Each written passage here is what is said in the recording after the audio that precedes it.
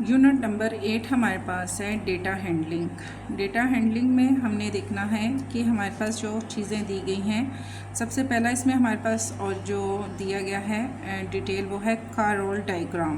Car-role diagram हमारे पास होती है किसी चीज़ को सेपरेट करना, ठीक है, उसको अलग करना। जैसे आपने फॉर एग्जांपल आप एक चार्ट बना रहे हैं, आपके लेवल पे आके मैं आपको समझाती हूँ।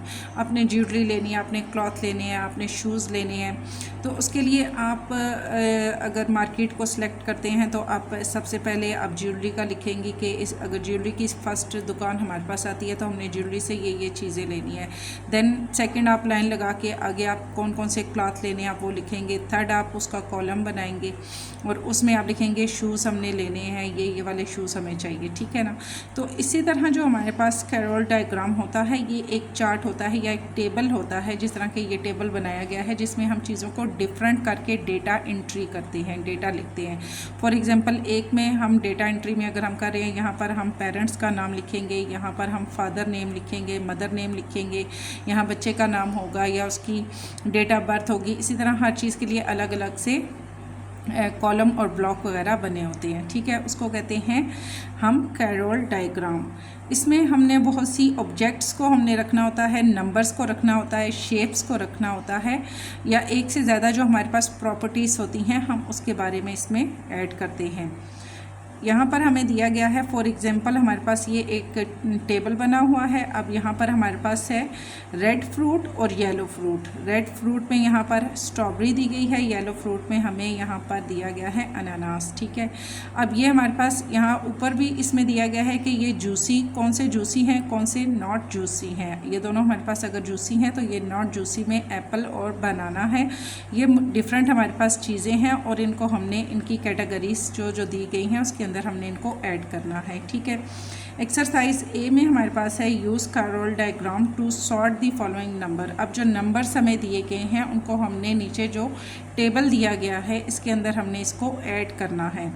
पहले हमने लेना है इवन नंबर, देन लेना है ओड नंबर। इनमें से इवन आपको पता है कि वो नंबर होते हैं जो कि 2 के टेबल में पूरे डिवाइड हो जाते हैं, और ओड नंबर वो होते हैं जो अपने टेबल के अलावा किसी दूसरे टेबल में नहीं जाते या फिर वो हमारे पास 2 के टेबल में पूरे डिवाइड नहीं होते, ठीक है। यहाँ पर हमें इवन नंबर दिए गए हैं। अब यहाँ पर है 20 और मोर देन 20, जो कि हमारे पास 20 हो और 20 से ऊपर के नंबर हों और वो हमारे पास इवन नंबर हों। अब यहाँ हम लिखते हैं 20, 24, 26 एंड 60।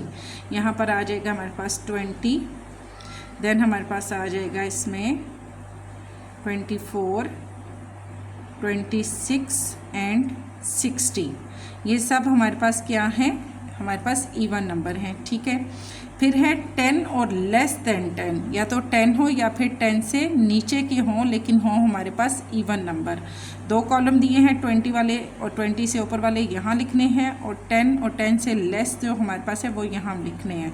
अब यहाँ हमारे पास है 2 है, इसमें 4 है, देन हमारे पास आ जाता है इसमें 8 भी हमारे पास आ जाता है, 6 भी हमारे पास आता है, इसमें 10 भी हमारे पास आएगा। अब इवन 2, 4, 6, 8 और 10 ये हमारे पास क्या है, या 10 है या 10 से लेस हैं, कम है हमारे पास।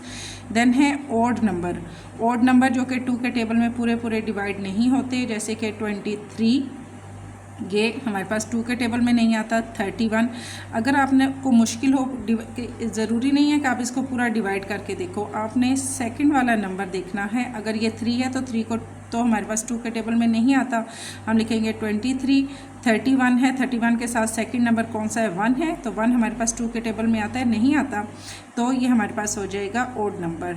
इसी तरह हमारे पास है 45 है, 45 के साथ जो 5 है ये हमारे पास क्या है, ओड नंबर है।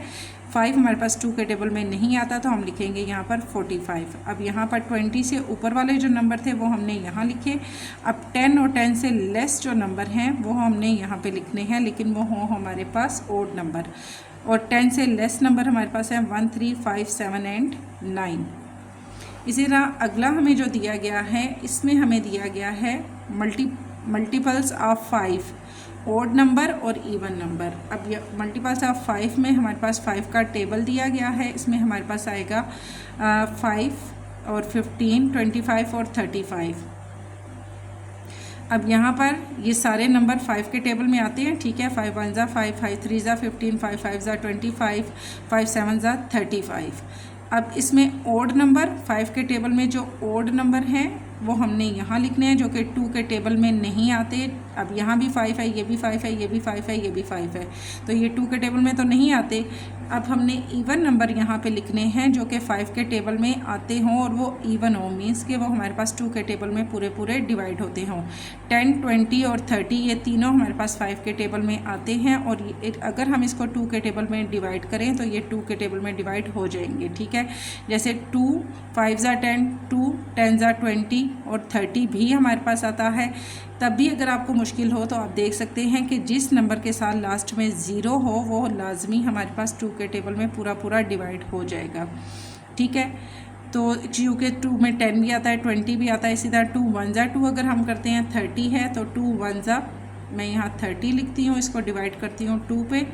2 1 ज़ा 2, 3 में से 2 माइनस किया 1 और 0 10 आ गया। 2 5 ज़ा हमारे पास हो गया 10, मतलब हम 15 को अगर 2 पे मल्टीप्लाई करें तो 30 हमारे पास 2 के टेबल में पूरा पूरा डिवाइड हो जाता है।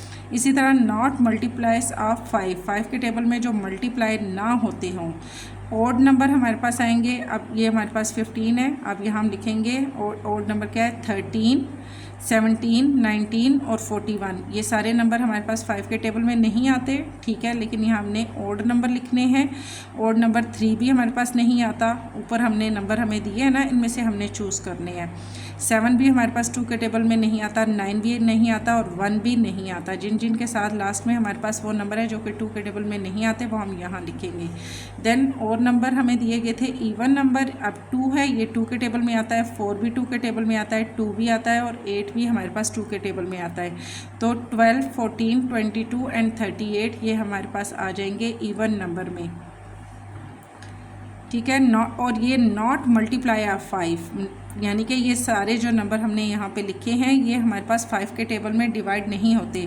ना तो 13 5 के टेबल में आता है, ना 17 आता है, 19, 41, इसी तरह ये वाले नंबर भी 5 के टेबल में हमारे पास नहीं होते, ठीक है। क्वेश्चन नंबर 3 है, use a Carroll diagram to sort the following shapes with 2 attributes.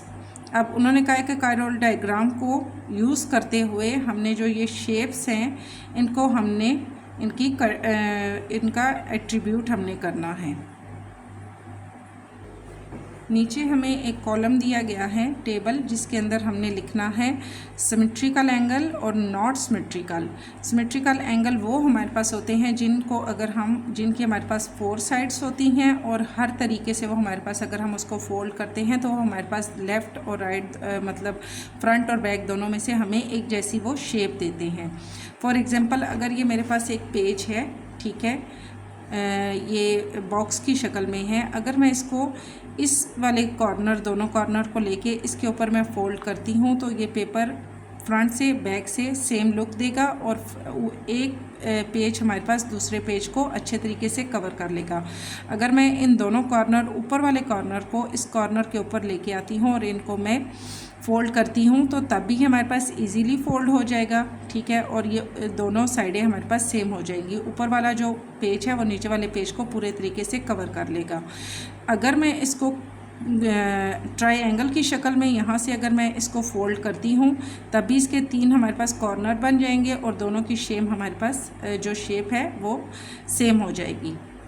दूसरी तरफ से मतलब हर साइड से, हर एंगल से अगर हम इसको फोल्ड करें तो हर तरफ से ये हमें सेम शेप देगा।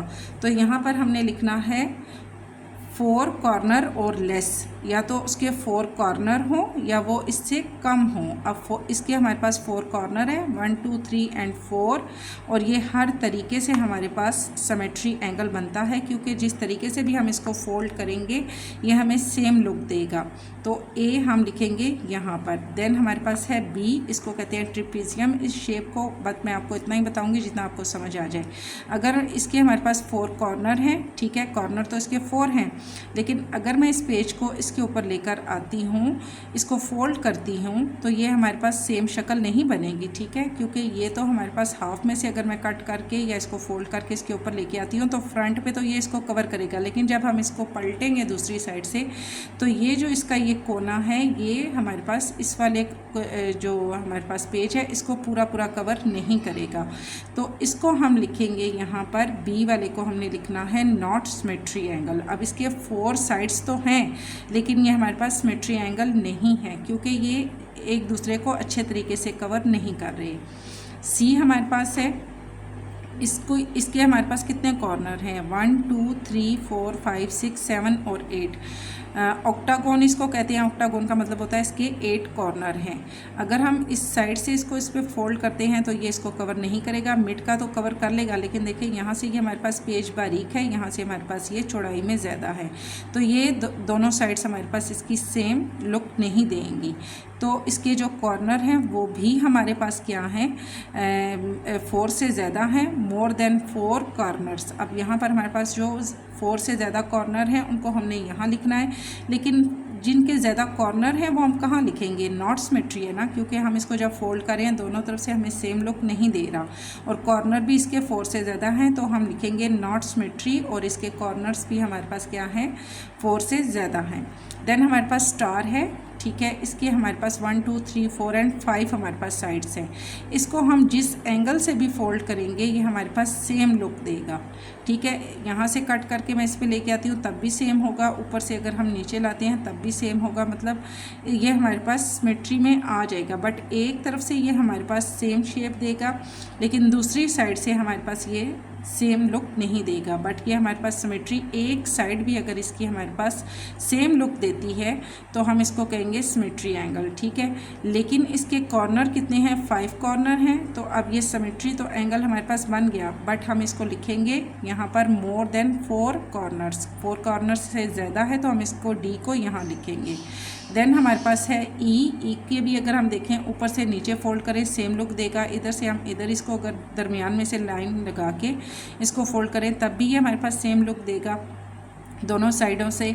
और इसके कॉर्नर हमारे पास 1 2 3 4 5 एंड 6 हैं, तो ये 4 से ज़्यादा हैं, तो ई हमारे पास सिमेट्री भी है और इसके कॉर्नर हमारे पास चूँकि 4 से ज़्यादा है तो हम इस वाली रो में इसको लिखेंगे। देन एफ़ है, एफ़ को अगर हम देखते हैं तो एफ़ भी हमारे पास सेम लुक देता है। इस पेज को मैं पलट के इसके ऊपर लेके आती हूँ सेम देगा, लेकिन ऊपर वाले को अगर नीचे लेके आती हूँ तो सेम लुक नहीं देगा। और मैंने पहले कहा है कि एक शेप भी अगर इसकी हमारे पास सेम होती है फ्रंट और बैक दोनों साइड से तो ये हमारे पास क्या होगा सिमेट्री एंगल होगा। बट इसके हमारे पास जो कॉर्नर हैं वो हमारे पास ज़्यादा हैं 1 2 3 4 एंड 5 हैं, तो हम इसको 4 से ज़्यादा कॉर्नर्स में हम इसको एफ़ को लिखेंगे। आगे हमारे पास आता है जी के हमारे पास 4 कॉर्नर्स हैं और हर तरह से ये हमारे पास इस पे तो हमारे पास सेम लुक नहीं देगा, लेकिन अगर इसको हम इस साइड पे लेके आएँ तो ये हमारे पास ऊपर फ्रंट और बैक दोनों से सेम लुक देगा, तो ये हमारे पास सिमेट्री है। और इसके एंगल्स भी हमारे पास जो हैं वो 4 हैं, तो हम इसको 4 कॉर्नर्स और लेस 4 या 4 से कम वाले जो कॉर्नर हैं वहाँ पर हम इसको जी को लिखेंगे। आगे हमारे पास एच है, एच को अगर हम इस तरीके से फोल्ड करते हैं तो ये हमारे पास क्या होगा सेम हमारे पास लुक देगा, ठीक है। और इसके कॉर्नर भी 4 हैं, तो एच को भी हम यहाँ पर सिमेट्री एंगल में लिखेंगे। इसी तरह अगर हम इस शेप को लेके आते हैं आई वाली को, इसके कॉर्नर भी हमारे पास ज़्यादा हैं और ये हमारे पास सिमेट्री भी नहीं है, तो यहाँ हम लिखेंगे आई क्योंकि इसके कॉर्नर हमारे पास 4 से ज़्यादा हैं। जे को अगर हम देखते हैं तो ये भी नॉट सिमेट्री एंगल है, ठीक है।